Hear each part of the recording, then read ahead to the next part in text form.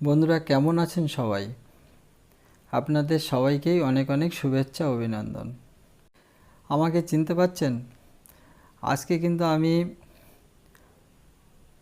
আলু তুলতে চলে এসেছি মাঠে এই জমিটা আমার, এবং এই জমিতে আমি সুপার 6 আলু চাষ করেছিলাম।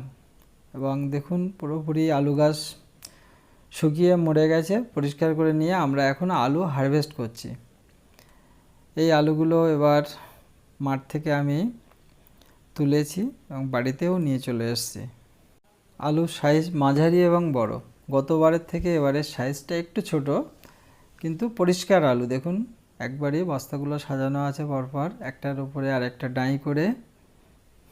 বন্ধুরা, চাষবাস সম্পর্কে খুব একটা বেশি অভিজ্ঞতা আমার নেই।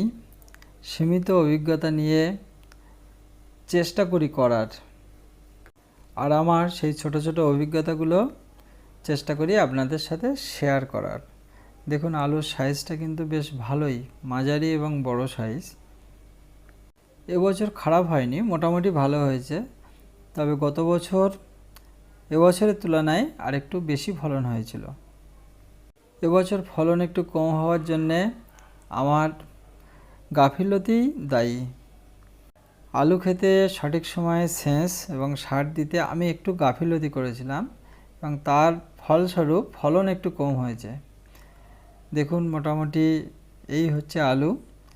মেঝেতে এনে কিছুদিন রেখে দিয়েছি, একটু হাওয়া খাবে।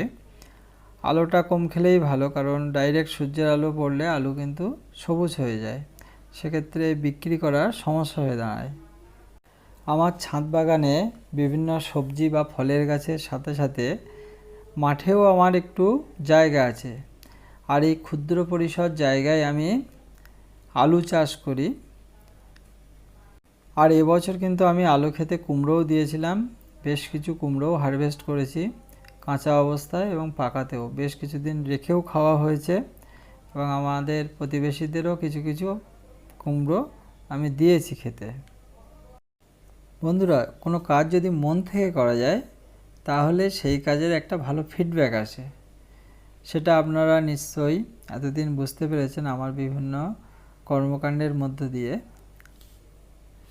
বাস্তবে কিন্তু আমি সময় খুব কম পাই, কিন্তু তার মধ্যেও চাষবাসটা আমি করি, কারণ এটা আমার খুব ভালো লাগে। বন্ধুরা, ইনি হচ্ছে ভোলাদা, আমার চাষের সঙ্গী বলতে পারেন, আমার ছায়া সঙ্গী। ভোলাদা ছাড়াও আমি এক পা